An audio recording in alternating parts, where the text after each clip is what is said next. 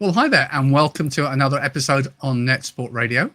And today, always an interesting and exciting topic, we're going to be looking at education in the context of some of the challenges, trends, and solutions that are out there. And who better to have the conversation with and chew the fat, as I would say, than with Mike Palmer. Mike, welcome to the show. Great to be here, Al. Thank you for having me. Now, I could list a very long set of information about you, Mike. I'm going to summarize as best I can. Sure. Founder of Palmer Media. Yeah.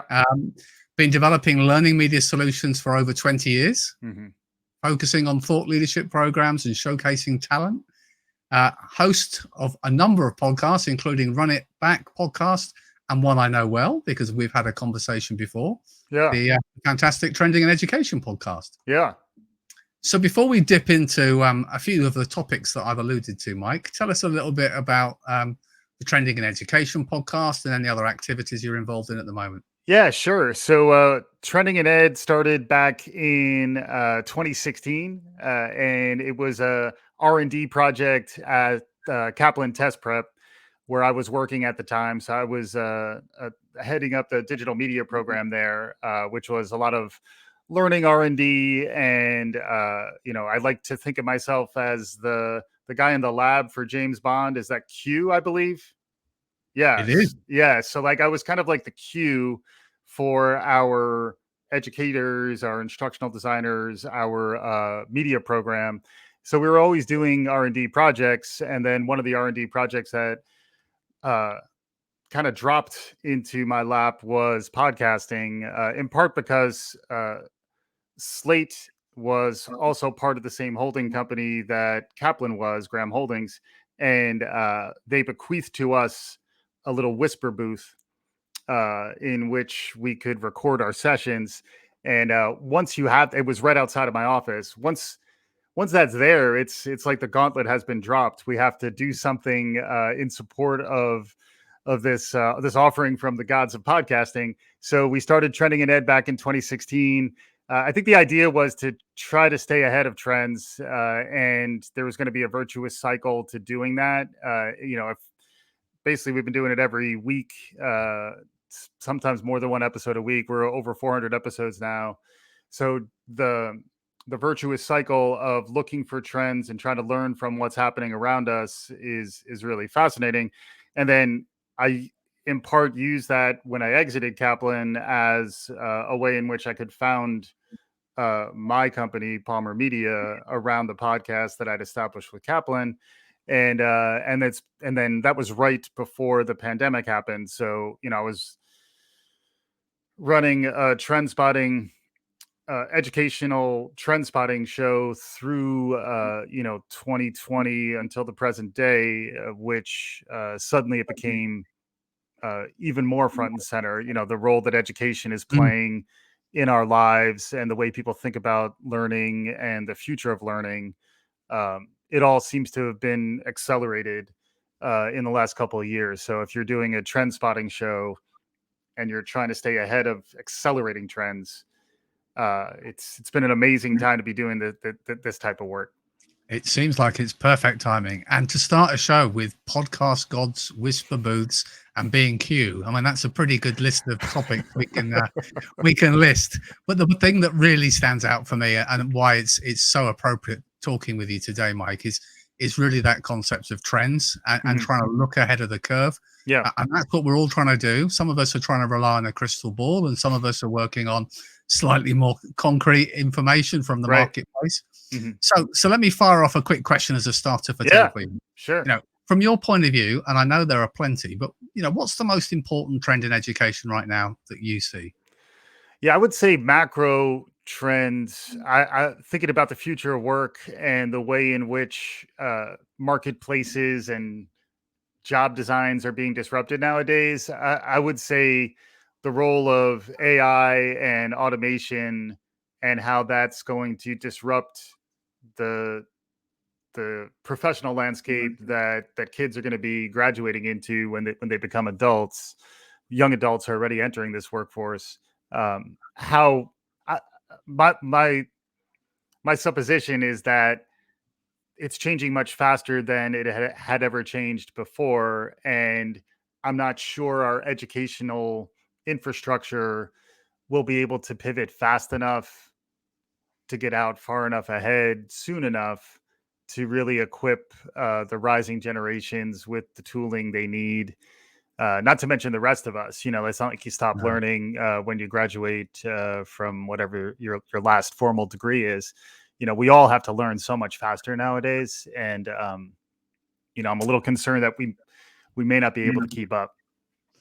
I hear you. I think we're back onto Moore's law, aren't we? About Yeah. things getting, at that acceleration curve. And it's really interesting you say that, because one of the big narratives that certainly I see this side of the pond talking about it is really the skills agenda. What skills are we teaching our children now? Yeah. And again, we are having to look at the trends and demand of what skills are going to be needed in the workplace in 5 years from now, 10 years from now. Hmm. And you're absolutely right to focus on some of those technology shifts that we're seeing. Yeah. So, we always look in the positive in terms of important trends, but, what's the potential, trouble spots and ahead that we also need to be mindful of?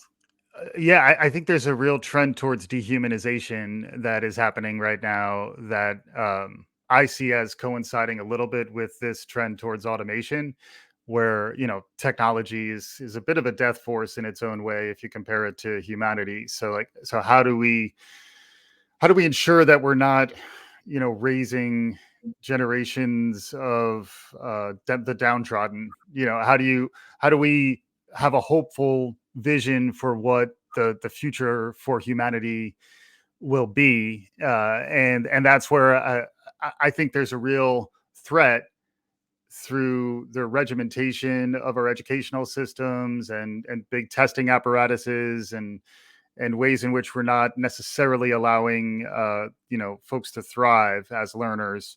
I think there's a risk that without enough flourishing early and really throughout your educational life, um, I think the prognosis can get a little bit uh, dire.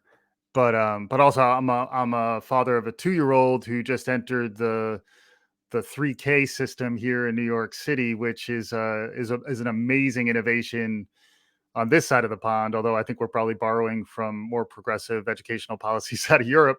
But for me, as a father of a young child, like that is where I do see some hope in that when you get them early enough, and it's really more at a very human level. How do I raise this person the right way? It's very front and center when you have a 2-year-old in front of you, Yeah. but I think sometimes we lose sight of that hopefulness along the way.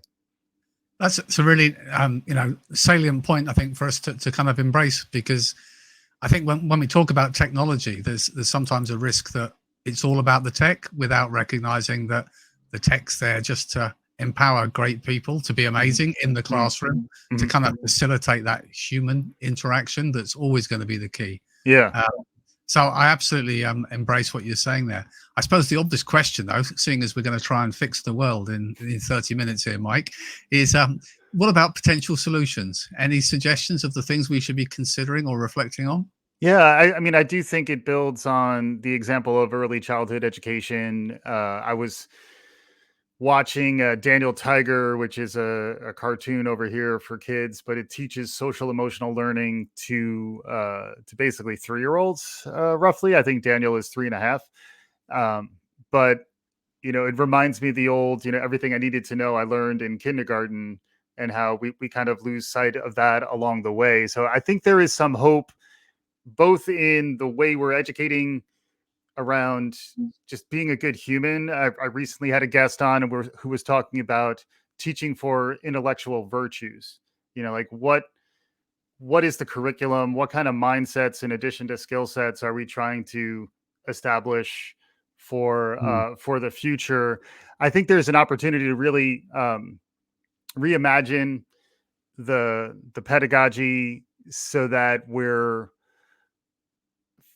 pursuing a north star around a more noble endeavor that is education. I think we sometimes are allowing education to be relegated to maybe a lower rung in the national or global conversation, and I think it's almost I do view it as a communicator about education. In some ways I do feel a sense of purpose around saying this is a noble endeavor. It's the most important thing that we really can do outside of, our small family unit. And I just think there's a real hunger for us all to kind of take up the mantle, because I think the problems became much more front and center for all of us in light of the pandemic.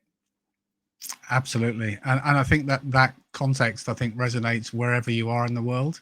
I think in many areas, here in the UK, there's a lot of work going on about developing long-term plans for education that Yeah. aren't linked to political cycles, but are about setting a vision Yeah. and recognizing this is our future community and workforce, and actually recognizing that everything starts and stops here in terms of the importance of education. I Yeah. also I was going to say, I also got flashbacks to when I was living in the US back in 2000 with my children, and many hours of Dora the Explorer on repeat over and over again. So I feel your pain at the moment. Well, honestly, it's gotten better. This is the other ray of hope, I guess, is that I see the advances in entertainment media as being off the charts, and then how much of that expertise has really been applied to learning content and learning objectives.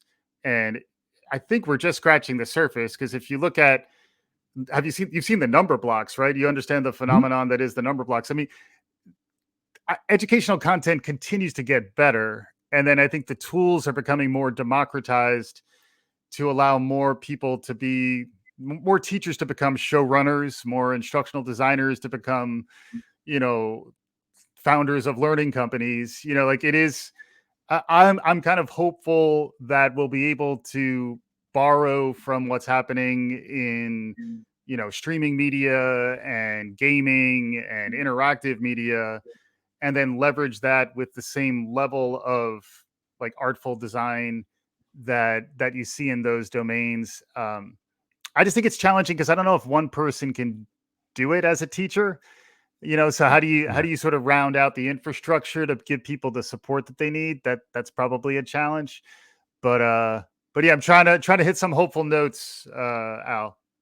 Well, you absolutely are. And I think it will resonate with many. I mean, we've seen in many cases that the best way for young people to learn is when they don't always realize they're learning, and actually whether it's through media or gaming. And we've seen so many games now that, depending on your perspective and how they're being used, cross that boundary between education and entertainment. And I Yeah, think the more we recognize that the traditional approach of consuming information shouldn't be fixed and firm, yeah. the more opportunities we provide. Hmm. And that kind of feeds into a kind of a broader question. We're having this conversation, and I'm quite happy it's just the two of us around the table.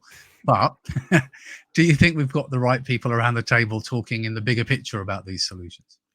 Probably not. And I don't think we're necessarily having the right kinds of conversations either. So even if you have the right people in the room, how easy is it to get them pointed in the same direction, motivated with the same goals in mind? Like the level setting around forming a cohesive team is the stuff that I think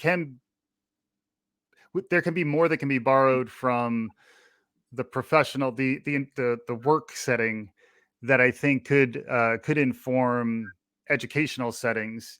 And to me, that a lot of that ties to the product design revolution that we've been going through, where when I was at Kaplan, we were designing experiences for consumers who bought a product from us. And there's a mindset that goes into that has its advantages and its disadvantages, but I think that's the type of experience that users and learners are beginning to expect. Is like, this is somewhat transactional. I'm expecting you to give me what I need, and I'm not always sure that's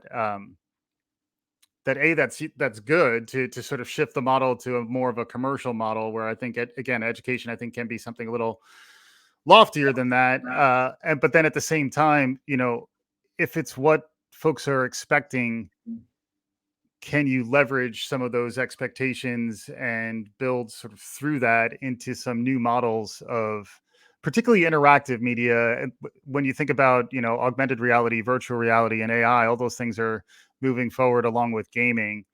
You know, when you think about the context in which a simulation is one of the better ways to learn, that stuff's going to be pretty cool, and people will almost they'll want to do it. You know, like they'll Absolutely, actually be absolutely. motivated. There's the intrinsic motivation is definitely nothing to dismiss. I think we've seen though, certainly over recent years, excuse me, an acceleration in that kind of co-production between Hmm. different sectors, and recognizing that there are always strengths in every sector. Hmm. Hmm. And for many years, I think there was almost, and I say it, in a constructive way, a little bit of imposter syndrome. If anybody from outside of education dared Hmm. to suggest there was a different way to do something, Hmm. and I think now we've kind of become much more reflective on the fact that, technology, often the driver for technology is the commercial space, and then it comes and those tools can be adapted and used in education. What you need Absolutely.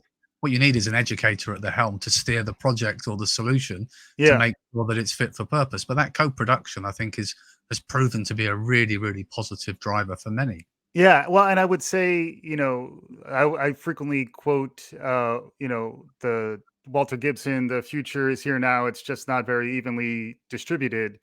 Uh, that that I think is true in that when you have the right dynamics, and your book,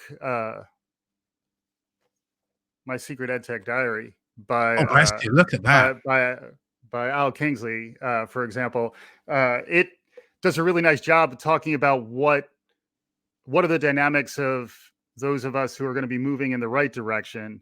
And I'm not sure everyone knows how to establish those sort of foundations. And that's why I would credit you for putting forth some frameworks in an accessible way that will help people start to wrap their head around it. Because generally, educators are overwhelmed these days. Like, we're all overwhelmed to begin with. And then the burdens that are put on teachers, in particular, folks who are in the front lines now of delivering, not just the instruction, but the care, in the most positive sense of that word. Like, they're actually caring for, our rising generations. It is a very noble profession, but they need help, because I think there's a lot of risk of burnout, and there's a lot of risk of just feeling lonely, isolated, really under threat, under surveillance, like, so there's a lot of like social emotional work that Yeah, needs to be absolutely. done with the technology to kind of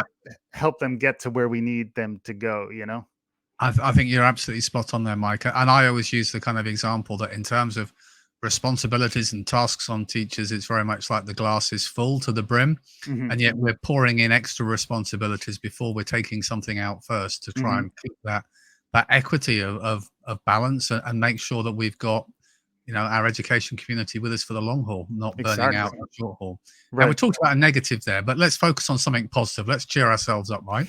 Give us a bright spot in education. Would you pick something off the top of your head? Well, I would say the community based orientation that you're talking about is something I'm really seeing throughout all of the conversations that I'm having. I've had a really fascinating conversation about rural education in America, and how the school, in many ways, is the foundation of many of our rural communities. Mm, And then you transpose to that the situation in our more urban schools, which, again, the solution tends to be more community based. And how can you connect to what's happening in the local municipality, and like what the mayors are doing to maybe turn things around again at a local level. So I think there is, I'm somewhat hopeful around the grassroots aspect of our educational systems, and how, we've all been hurting to the point that when we actually had the fuller support of these community based systems, in the case for me, like 3K, having a place for my soon to be 3-year old to go, that is giving us and him support, that is part of a community. I think that's a very ultimately hopeful thing. And I think a lot of our priorities have been shook to the point where we're more reflective. And I think there's a deeper desire to do something meaningful with your time here. And I yep. think that frequently can then power the reinvestment of teachers, but also of families and of people in their community, of helping our educational system sort of withstand this shock to system, and then ideally, thrive through the acceleration we might get from it. I'm with you. I think there's also, I mean, it's interesting. We talk about how we mitigate sometimes some of the challenges in rural areas and the sense of community. And one thing that we have seen huge growth in and real value in terms of both well-being as well as teacher professional development has been the growth of online resources and collaboration and Yes. communities. And you've been at the heart of that from a podcasting perspective. Yeah. So I'm interested, having talked about your Trending and Education podcast, do you have a favorite guest on that show or one of your other shows that you'd like to share? Well, I mean, aside, present company excluded out, because I mean, Of come course, on. I thank you mean, so much. like, it's unfair, in front. I'm going to say this in front of other guests who've been on the show. Probably my favorite guest, although there's so many, was Wendy Zuckerman, who does the Science Versus podcast. She's an Australian journalist who then started Science Versus in Australia and then was picked up by Gimlet Media here in Brooklyn, actually, and uh, wound up interviewing her as part of a live session on the floor of the Javits Center as part of the NAB, the National Association of Broadcasters conference in New York back in 2018. I love the live stuff. I'm really itching to get back on a live stage in front of even a small audience. In that case, the audience was people just walking by who we were able to rope in enough to have a conversation that was interesting. But I'd say the combination of that live experience and then just the fact that we were able to take the show on the road is because I think we're all a little stir crazy nowadays. Just a little. I must sort of share that one of the biggest educational technology shows that there is around is the Bet Show in London that happens every January. And this year, NetSupport Radio, we are the official broadcasters of the show. So we're going to have our radio station live at the show and interviewing guests throughout the week. So that's something we're quite excited about. And one thing I really like about the live events in education is that we also get the student voice, and young people come on without a filter and tend to give a much more, interesting dynamic and perspective on lots of different strands. And I find that, it really adds an extra dynamic to the kind of recording and podcasting activities. So it makes us really have to work on our improv game a little more. You can get more hot grounders, more wild goose chases and red herrings, but it's all for the sake of entertainment. Absolutely. And it's part of the experience, but I'm absolutely with you. There's something back to our humanity conversation. Yeah. Just reconnecting face to face with people. It's something that's been sorely missed. Mm-hmm. So where do you hope the conversation goes in the next school year about some of the things we've been talking about, Mike? Yeah. I mean, I kind of hope that everything settles back down on the public health side of things, where I'm not convinced that we're going to be fully out of the woods anytime soon in terms of whether it's the variants of COVID or whether it's other diseases like it. To me, it's combine that with the macro, global climate and other trends that are likely to be here for the foreseeable future. I'm just hoping we can start to settle down into a stable enough rhythm that we can get out of fight or flight mode so that we can start to be a little more thoughtful in our planning cycles and in our responses. And then at the same time, that's going to be intersecting with where budgets are in relation to the reaction to the pandemic and the other political dynamics that are happening around the world.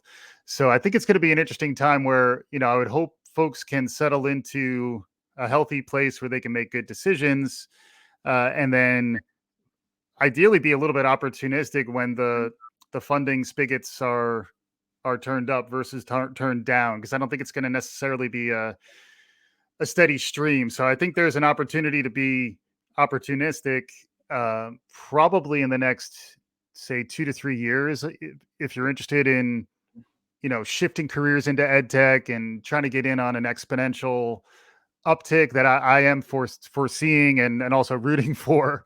So yeah, and I think that's full circle. That's going to require a very human, authentic, caring sort of way in which to engage with the world to be opportunistic. But I think there are some new pathways opening up for those of us who can play with our heads up. I absolutely agree with you. I think for the first time the last few years we've seen, I mean, in the UK, we had a big discussion around Brexit, which I don't like to mention too often because, Yeah, it was really divisive. And then sadly, we've seen the pandemic has proven to right. be quite divisive as well. Yeah. So it almost feels to me like there's an extra role and a priority for schools, which in many ways they're already doing well, which is actually that healing, bringing Mhm. communities back together. Yes. It's a common place where views on anything else don't really matter. Everybody Mhm. has an equal voice. Yeah. And I think we need to, and you alluded to it earlier, Mike, that social emotional well-being of our students as well as the staff. I think we underestimate the importance that of what our schools can deliver right now at our peril, because it's so vital to bringing communities back together and providing a sense of normality that, as you say, we can't really predict in the bigger picture when normal will return, can we? Right. Right. Yeah. I'd like to misquote the late great Whitney Houston and say, "I get social emotional, baby." Just because. And if you enjoy this type of song stylings, check out Trending in Education. We're releasing shows just about every week, sometimes more than once a week. But yeah, thanks so much for having me on. Uh, No, it's been my pleasure. And if anybody wants to get a hold of you, where's the best places to go and listen to some of the amazing conversations you're having at the moment, Mike? Yeah, I'd say go to trendingined.com is probably the easiest place to find what I'm doing. And then Running It Back is my lessons learned from sports podcast, and that's runningitback.fm. And it's all palmer.media is my company's website. But Trending in Ed is where having conversations like this regularly. Definitely listen to the episode. Al and I just started chopping it up. We're getting in a rhythm, Al. We're gonna need to keep getting the band back together. I'm excited about this. Absolutely. Looking forward to part 3, Mike. It's been a pleasure. Thank you. Thank you.